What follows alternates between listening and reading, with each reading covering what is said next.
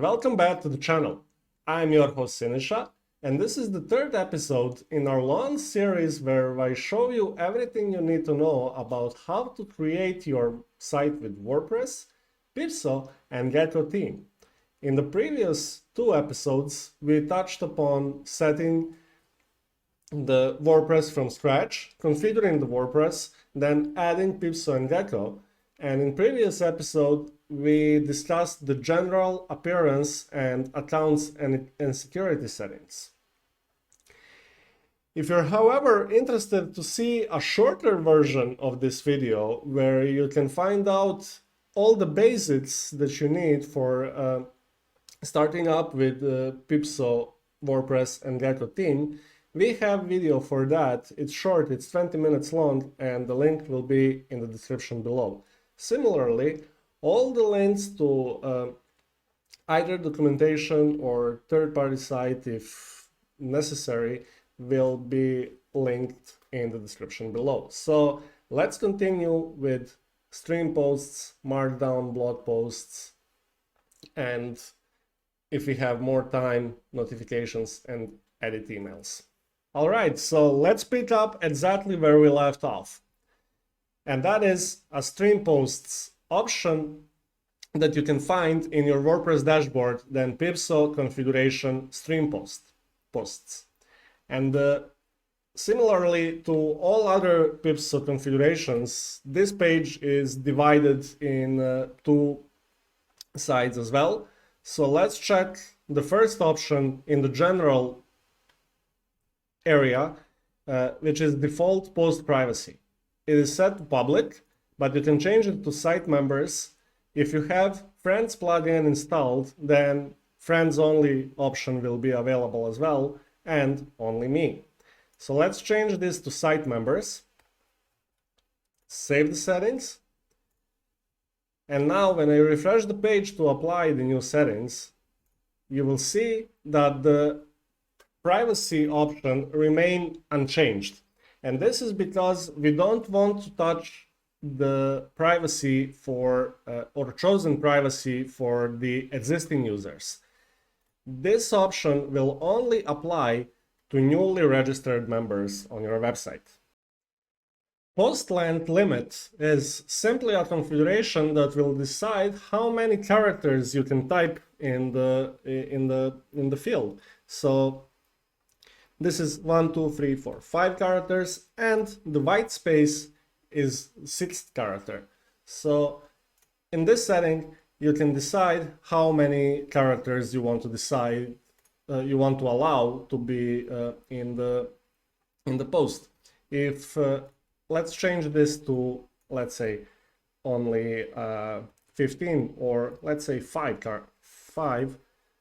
characters, so we can test the setting. Save the settings, refresh the page, so the new setting is in effect. So let's try 1, 2, 3, 4, 5, 6, 7, 8. I am typing it, but the post bots will not accept it, and there's a character limit over here saying that we exceeded the chosen limit. Let's bring it back to 4,000 and save the settings. This next option allows you to mark edited content, and it simply means when someone edits the content, like I did edited this comment over here, there will be an icon displayed next to the content saying that the content is edited. So let's try to edit this post. Let's just edit with hello YouTube and post it. Now let's refresh the page, and you will see this new little icon saying that this post is edited today. Display view count. You have a few options over here. You can display the general count, only unique members, and both. Let's try only general count, and that means that counts every time the post is rendered to anybody. So let's save the settings, refresh the page, and now we will see that this particular post is viewed or shown 36 times. This one is shown 24 times, and so on, 24, 24, because these are basically created the same day and rendered. But you can see that this one is shown like seen like 59 times, and you can change that setting to show only unique members, and now it will show the count mostly one, because I've seen this with only one user, right? This one is seen by 2 users and so on. So you have the flexibility to choose whether or not you want to display the count of only those users that are registered, or all the users, regardless if they are registered on your site or not, and choose what kind of count you want to display. If you want to display both, then you can do that as well by changing this option to both and saving the settings. So let's see how will that look. There we go. We have first registered users and then total number of views in the brackets.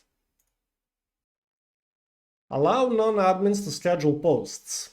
Post scheduling is the subject we covered in one of the earliest feature highlights episodes we created.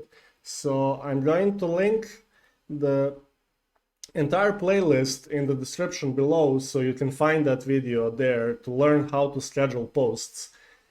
And it's simple as going into activity stream and then clicking on this icon and choosing either to post immediately or select date and time, right? And if you enable allow non-admins to schedule posts, it simply means that every single user will be able to schedule posts on your website. Now, profile posts. Who can post on my profile page? This should be self-explanatory and simply allows you to choose the default option for who can post on my profile page. User can always override that setting by going into About section and Preferences, and who can post on my profile. They can choose who can post it on their profile, but as an admin, you have an option to set the default over here. And this default will be only applied to new users, similarly to default post privacy. Okay? And let users override the settings. You can throw in the water everything I just said and forbid the user to change the privacy. But I strongly suggest you to enable or choose to enable or disable this setting at the very beginning of your website when you don't have active members registered yet. Because if you have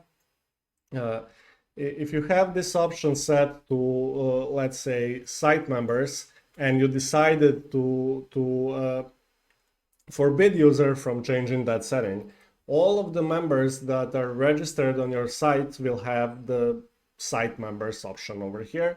But if you decide to change it to, I don't know, friends only somewhere in the future, all of those members that had site members set as default, they will not have the option to change that.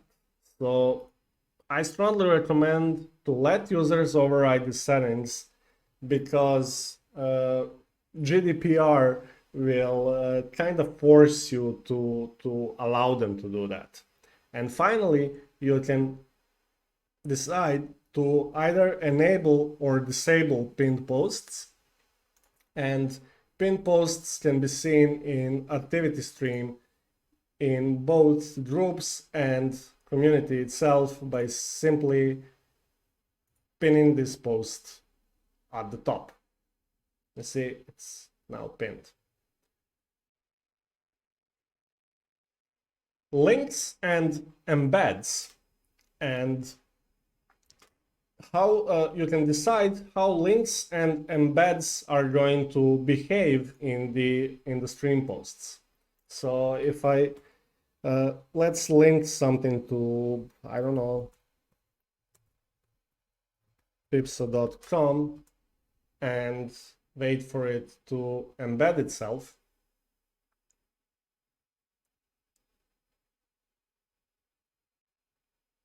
Post it. Let's unpin this post so it's not on the top. It will simply be easier to follow. All right, so let's see what are the options that we have for displaying posts when there's a link in it, links and embeds. And you can choose to open links in new tab. So if this is all links, only links to other domains, or no, when I click on it, it will open in a new tab, right? Hide URL if there's no other text. I deliberately didn't add another text to show you this. So if there's no other text, if someone just posted a link like I did here, I can hide URL, save the settings. I must refresh this page for the new option to take effect, and now there is no link.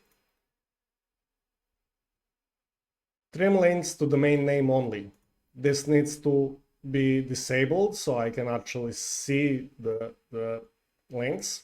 I can trim them to the domain name only and hide HTTPS. Let's enable these two settings.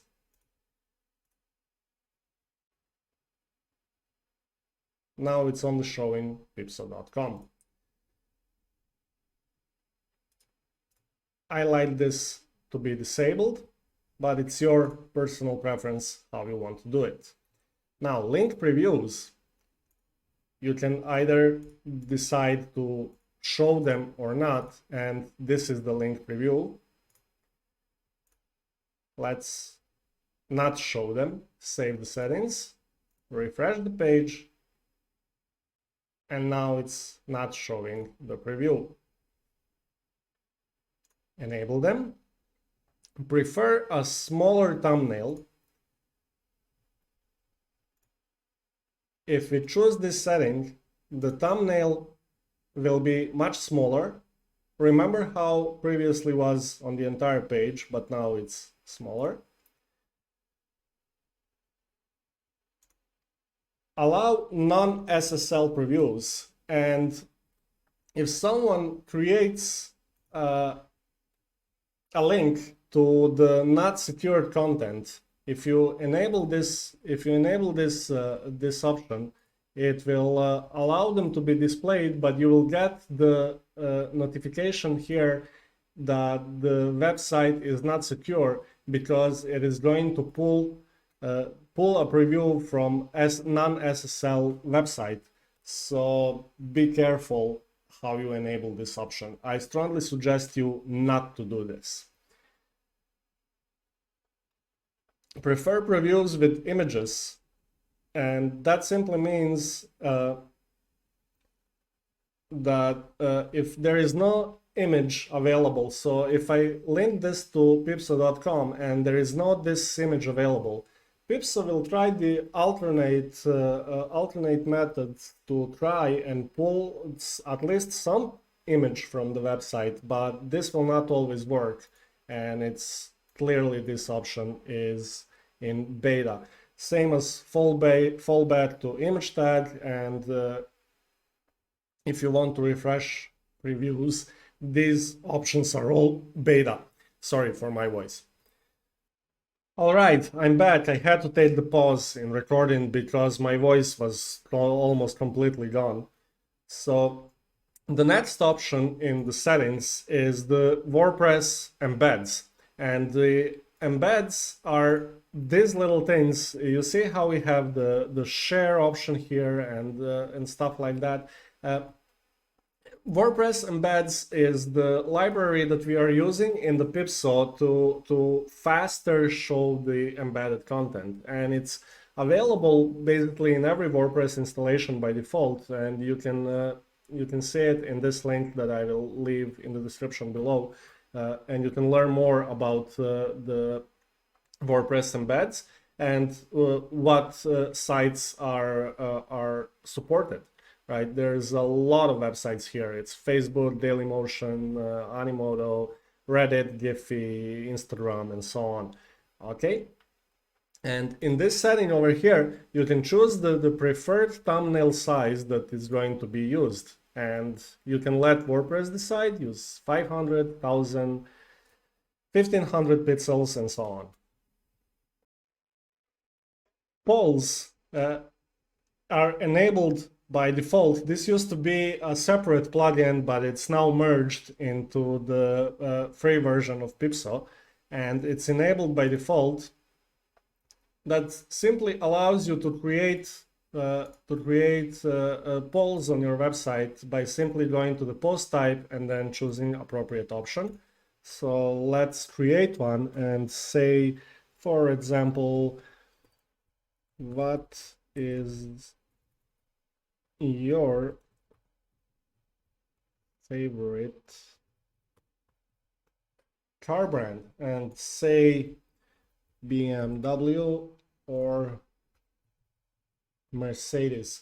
I'm from Europe, so I like these cars and I choose them. So available options here is to allow polls in groups.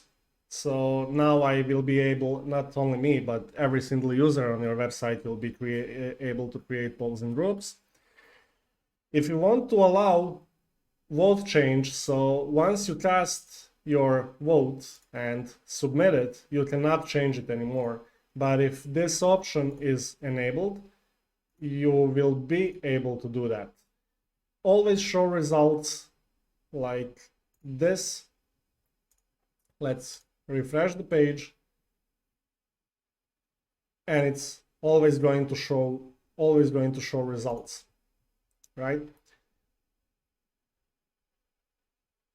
And finally, sort results by votes, and if this Mercedes option had more votes than BMW, it will be bumped on the top.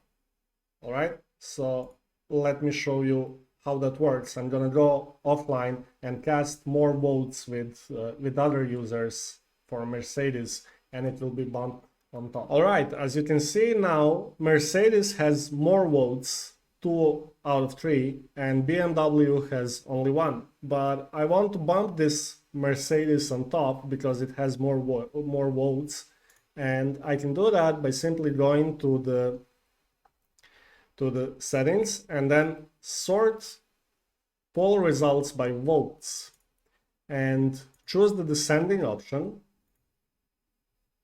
because we want to descend from most votes to the less votes. And now when I refresh the page, you will see that most voted option will be on the top. And finally, at least for the left-hand side, we have moods and mentions. You can either enable or disable moods, and moods can be chosen here when you create a post. Let's say again, hello YouTube, and choose a mood, and post it, and this feeling flattered will be displayed. And mentions, you can either enable mentions or not, and when enabled, you can actually tag your friends in the comments. I don't think this particular user have any friends on this website. Oh, it actually does. So I can now tag Bob, Bruce Hawkins, Brian Garcia, Charles, Dennis. So let's try to do just that. you start with the @ symbol and start typing the letters of the name of your friend. So let's say we want to add Stephanie Flores. Hello, and it will mention her, right?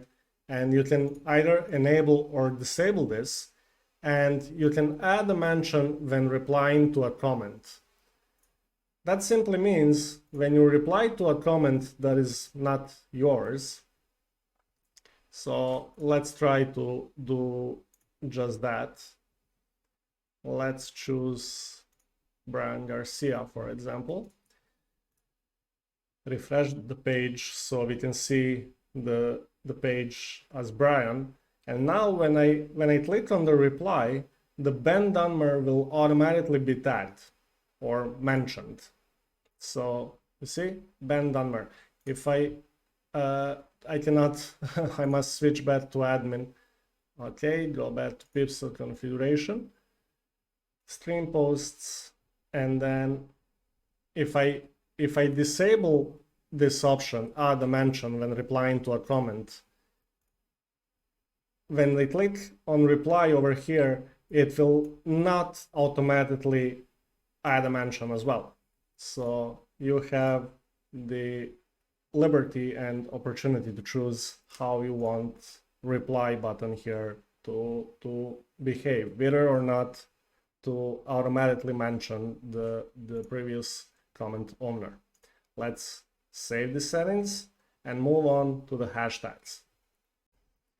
They are enabled by default, but the default settings for update post count tags every 60 minutes and process 5 entries are very generous and restrictive, because in some cases you will have to wait for 60 minutes in order for the newly created hashtags to appear in the hashtag widget and other locations. So what I'm saying is, if I create a completely new hashtag, let's say YouTube, for example, and post it and refresh the page, you will see that it didn't automatically show here in the community hashtags widgets. And that is simply because this setting is very restrictive, and it will only add the new hashtag in the widget after 60 minutes.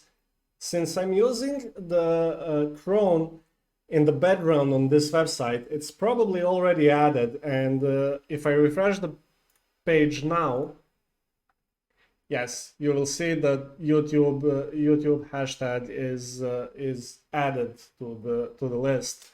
But if you don't see it, this option is probably because this option is set to be really high, and you can choose it to update post count in tags every 5 minutes. I'm running the cron jobs in the background, so they are they are triggered automatically without user input. But if you rely on the cron job on the page load, you might want to consider to lower this option to 5 minutes or whatever you're comfortable with. Okay, you can delete the empty hashtags, and now we have the advanced options for the hashtags over here. Allow non-alphanumeric hashtags is useful for the websites that do not use standard alphanumeric characters. So people in Japan, Korea, Arabic countries can use the hashtags in their native languages. Minimum hashtag length, you can choose what's the minimum of the length before hashtag will be created, and of course maximum hashtag length. You can decide to start with a letter and reset and rebuild the entire hashtag cache. Okay, save the settings, and now let's move on to the post backgrounds. Post backgrounds, when enabled, you will be able to create your own custom backgrounds where users will be able to choose when they post. They have, again, entire feature highlight video regarding post backgrounds, and the link to that playlist will be in the description below, so I strongly encourage you to go and watch it. Giphy API key is entered for you by default, so don't change this unless you have your own Giphy key and you can use it here, but it's not necessary to do it. And you can limit how many GIFs will be shown when you search for something. So as you can see, I already changed it to 100. And if I go here and start searching for let's say funny, it will give me 100 results over here. I first must refresh the page in order for this setting to take effect. Okay, let's search for funny again. And now it's going to give me, it should give me much more results, but I guess it still depends on what you search for. And the maximum results that are going to be shown, you can set up to 100. All right. Content rating, no limit. So you can choose X-rated or not safe for work content over here as well, or you can limit it to illustrated, suitable for everyone, and all other options that Giphy allows you. And in posts, comments, and chat, you can choose either or not to enable them, and choose what kind of dimensions you want to use. Right? There is a lot of them, so I leave that up to you to decide what is the best for your website. Let's just save the settings and move to the next tab, which is Markdown. What Markdown does it's allowing you to have styled content in your posts, comments, and even in group descriptions. So let's enable it everywhere and save the settings. So right now, if you see this instructions over here, so let's copy them. Let's copy just this one first and try to create a post. So when you start it like this, headers for headers, and I post it, this will be the H1 header. If I want H2 header, I will give it 2 hashtags, space, and create a title. All right, see how it's styled, and you can choose, you can add the bold, italic, inline, straight through, and also you can go to Markdown website, open this Wikipedia article, and there should be, here is the table with all of the examples that you can use for heading, for all kind of different blog quotes, images, links, bullet lists, alternative headings and subheading and stuff like that. So naturally, I will leave this link in the description below, where you can see all kind of styling that the Markdown supports, and you can choose them in your posts as well.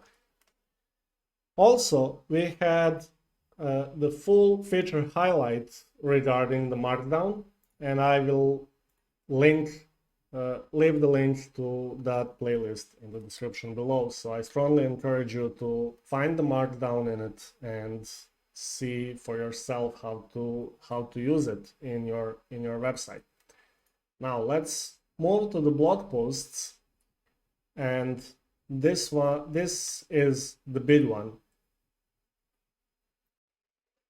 And as you can already imagine, we have the entire feature highlight episode dedicated to this specific configuration page, where we discuss all of the options over here. So in order to save some time and not repeat ourselves, I will strongly encourage you to go and take a look at the blog posts integration in the feature highlights playlist that I linked below in the description.